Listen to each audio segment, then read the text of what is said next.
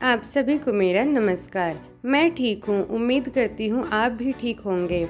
आज हम श्री शिव महापुराण के महात्म्य का आखिरी अध्याय 7 के बारे में जानेंगे। अध्याय 7 में शिव महापुराण को सुनने की विधि के बारे में बताया गया है कि श्रोताओं को किन नियमों का ध्यान रखना चाहिए। आइए हम उन नियमों के बारे में सुनते हैं। अगर आपने अभी तक चैनल को सब्सक्राइब नहीं किया है तो सब्सक्राइब कर लें और बेल आइकन को भी क्लिक करें ताकि अगला वीडियो आपको समय पर मिल सके। अथ सप्तमा अध्याय श्रोताओं के लिए पालन करने योग्य नियमों का वर्णन। सौनक जी बोले, हे शिव भक्तों में श्रेष्ठ महाबुद्धिमान सूत जी, आप धन्य हैं जो कि आपने यह अद्भुत एवं कल्याणकारिणी कथा हमें सुनाई। हे मुने, शिव पुराण की कथा सुनने के लिए व्रत धारण करने वाले लोगों को किन नियमों का पालन करना चाहिए, यह भी कृपा पूर्वक सबके कल्याणकारी दृष्टि से बताइए।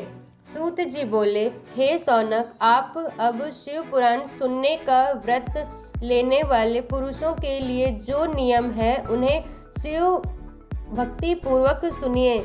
नियम पूर्वक इस श्रेष्ठ कथा को सुनने से बिना किसी विघ्न बाधा के उत्तम फल की प्राप्ति होती है।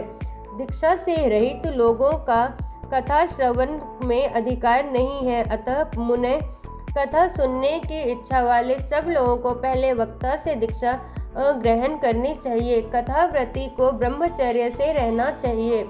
भूमि पर सोना, पत्तल में खाना और प्रतिदिन कथा समाप्त होने पर ही अन्न ग्रहण करना चाहिए। जिसमें शक्ति हो वह पुराण की समाप्ति तक उपवास करके शुद्धता पूर्वक भक्ति भाव से उत्तम शिव पुराण को सुने। घृत अथवा दुग्ध पीकर सुख पूर्वक कथा श्रवण करें अथवा फलाहार करके अथवा एक ही समय भोजन करके इसे सुनना चाहिए। इस कथा का व्रत लेने वाला पुरुष को प्रतिदिन एक ही बार हविष्यान्न भोजन करना चाहिए। जिस प्रकार से कथा श्रवण का नियम सुख पूर्वक पालित हो सके वैसा ही करना चाहिए। कथा श्रवण में विघ्न उत्पन्न करने वाले उपवास की तुलना में मैं कथा श्रवण में शक्ति प्रदान करने वाले भोजन को ही अच्छा समझता हूँ। गरिष्ठ अन्न, दाल, जरा अन्न, सेम, मसूर, भाव दूषित तथा बासी अन्न को खाकर कथाव्रती पुरुष कभी कथा को न सुने। कथाव्रती को बैंगन, तरबूज, चिंचिड़ा, मूली, कोहड़ा, प्याज, नारियल का मूल तथा अन्य कंद मूल का त्याग करना चाहिए। जिसने कथा का व्रत ले रखा हो वह पुरुष प्याज, लहसुन, हींग, गाजर, मादक वस्तु तथा आमिष कही जाने वाली वस्तुओं को त्याग दे। कथा का व्रत लेने वाला जो पुरुष हो उसे काम, क्रोध आदि 6 विकारों ब्राह्मणों की निंदा तथा पतिव्रता और साधु संतों की निंदा का त्याग कर देना चाहिए। कथा श्रवण का व्रत धारण करने वाला व्यक्ति रजस्वला स्त्री को न देखे, पतित मनुष्यों को कथा की बात न सुनाए, ब्राह्मणों से द्वेष रखने वालों और वेद बहिष्कृत मनुष्यों के साथ संभाषण न करें। कथाव्रती पुरुष प्रतिदिन सत्य, शौच, दया, मौन, सरलता, विनय तथा मन की उदारता इन सद्गुणों को सदा अपनाए रहें। श्रोता निष्काम हो या सकाम वह नियम पूर्वक कथा सुने। सकाम पुरुष अपने अभिष्ट कामनाओं को प्राप्त करता है और निष्काम पुरुष मोक्ष पा लेता है। दरिद्र, क्षय का रोगी, पापी, भाग्यहीन तथा संतान रहित पुरुष भी इस उत्तम कथा को सुने।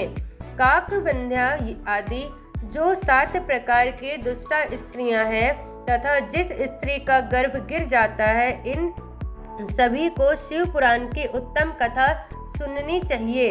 हे मुने, स्त्री हो या पुरुष, सबको यत्न पूर्वक विधि विधान से शिव पुराण की उत्तम कथा सुननी चाहिए।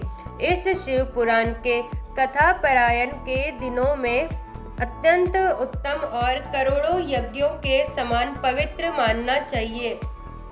इन श्रेष्ठ दिनों में विधि पूर्वक जो थोड़ी भी वस्तु दान की जाती है उसका अक्षय फल मिलता है। इस प्रकार व्रत धारण करके इस परम श्रेष्ठ कथा का श्रवण करके आनंद पूर्वक श्रीमान पुरुषों को इसका उद्यापन करना चाहिए। इसके उद्यापन की विधि शिव चतुर्दशी के उद्यापन के समान है। अतः यहाँ बताए गए फल की आकांक्षा वाले धनाढ़ लोगों को उसी प्रकार से उद्यापन करना चाहिए। अल्प वित्त वाले भक्तों के लिए प्रायः उद्यापन की आवश्यकता नहीं है। वे तो कथा श्रवण मात्र से पवित्र हो जाते हैं। शिव जी के निष्काम भक्त तो शिव स्वरूप ही होते हैं। हे महर्षि, इस प्रकार शिव पुराण की कथा के पाठ एवं श्रवण संबंधी यज्ञोत्सव की समाप्ति होने पर श्रोताओं को भक्ति एवं प्रयत्न पूर्वक भगवान शिव की पूजा की भांति पुराण पुस्तक की पूजा करनी चाहिए। तदंतर विधि पूर्वक वक्ता का पूजन भी करना चाहिए। पुस्तक को आच्छादित करने के लिए नवीन एवं सुंदर बस्ता बनाएं और उन्हें बांधने के लिए दृढ़ एवं दिव्य सूत्र लगाएं। फिर उसका विधिवत पूजन करें। पुराण के लिए जो लोग नया वस्त्र और सूत्र देते हैं वे जन्म जन्मांतर में भोग और ज्ञानों से संपन्न होते हैं। कथावाचक को अनेक प्रकार के बहुमूल्य पदार्थ देने चाहिए और उत्तम वस्त्र, आभूषण और सुंदर पात्र आदि विशेष रूप से देने चाहिए। पुराण के आसन रूप में जो लोग कंबल, मृग चर्म वस्त्र, चौकी, तख्ता आदि प्रदान करते हैं वे स्वर्ग प्राप्त करके यथेच्छित सुखों का उपभोग पुनः कल्प पर्यंत ब्रह्मलोक में रहकर अंत में शिवलोक प्राप्त करते हैं।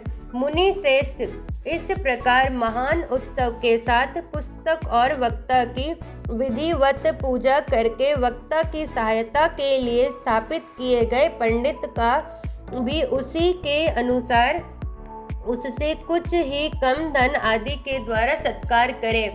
वहाँ आए हुए ब्राह्मणों को अन्न, धन आदि का दान करें। साथ ही गीत, वाद्य और नृत्य आदि के द्वारा महान उत्सव करें। हे मुने, यदि श्रोता विरक्त हो तो उसके लिए कथा समाप्ति के दिन विशेष रूप से गीता का पाठ करना चाहिए, जिसे श्री रामचंद्र जी के प्रति भगवान शिव ने कहा था। यदि श्रोता गृहस्थ हो तो उसे बुद्धिमान को उस श्रवण कर्म की शांति के लिए शुद्ध हविष्य के द्वारा होम करना चाहिए। हे मुने, रुद्र संहिता के प्रत्येक श्लोक द्वारा होम करें अथवा गायत्री मंत्र से होम करना चाहिए, क्योंकि वास्तव में यह पुराण गायत्रीमय ही है। अथवा शिव पंचाक्षर मूल मंत्र से हवन करना चाहिए। होम करने की शक्ति न हो तो विद्वान पुरुष यथाशक्ति हवनीय हविष्य का ब्राह्मण को दान करें।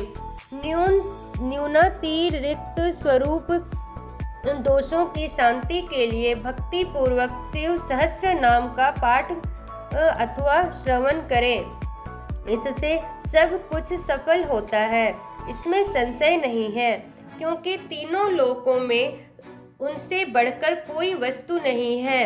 कथा श्रवण संबंधी व्रत की पूर्णता की सिद्धि के लिए 11 ब्राह्मणों को मधु मिश्रित खीर भोजन कराएं और उन्हें दक्षिणा दें। मुने, यदि शक्ति हो तो 3 पल 12 तोला सोना का एक सुंदर सिंहासन बनवाएं और उस पर उत्तम अक्षरों में लिखी अथवा लिखाई हुई शिव पुराण की पुस्तक विधि पूर्वक स्थापित करें। तत्पश्चात पुरुष आवाहन आदि विविध उपचारों से उसकी पूजा करके दक्षिणा चढ़ाएं।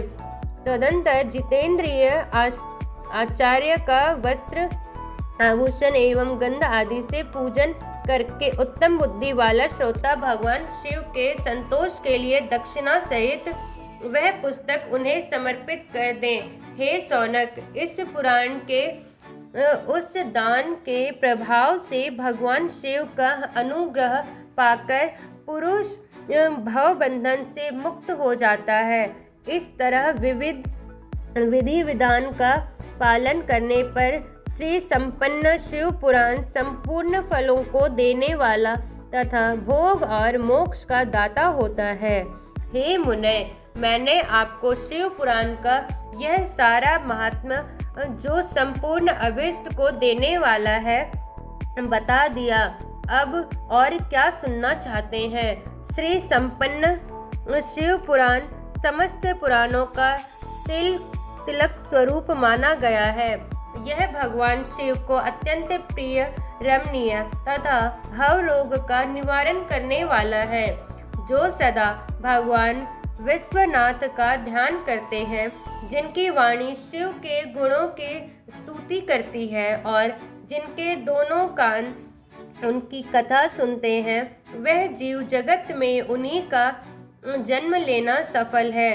वे निश्चय ही संसार सागर से पार हो जाते हैं। भिन्न भिन्न प्रकार के समस्त गुण जिनके सच्चिदानंदमय स्वरूप का कभी स्पर्श नहीं करते, जो अपनी महिमा से जगत के बाहर और भीतर वाणी एवं मनोवृत्ति रूप में प्रकाशित होते हैं, उन अनंत आनंद स्वरूप परम शिव की मैं शरण लेता हूँ। इस प्रकार श्री स्कंद महापुराण में सनत कुमार संहिता के अंतर्गत श्री शिव पुराण के श्रवण व्रतियों के लिए विधि निर्देश, निषेध और ग्रंथ तथा वक्ता के पूजन का वर्णन नामक 7वां अध्याय पूर्ण हुआ। श्री शिव महापुराण महात्म्य पूर्ण हुआ। उम्मीद करती हूँ आपको यह वीडियो अच्छा लगा होगा और जानकारी आपके काम की हो। उम्मीद करती हूँ आप सभी ने इस चैनल को सब्सक्राइब किया और लाइक किए होंगे। और किसी भी तरह का सुझाव हो आप हमें कमेंट बॉक्स में दीजिए। मिलते हैं अगले वीडियो में एक नए अध्याय के साथ। विद्येश्वर संहिता।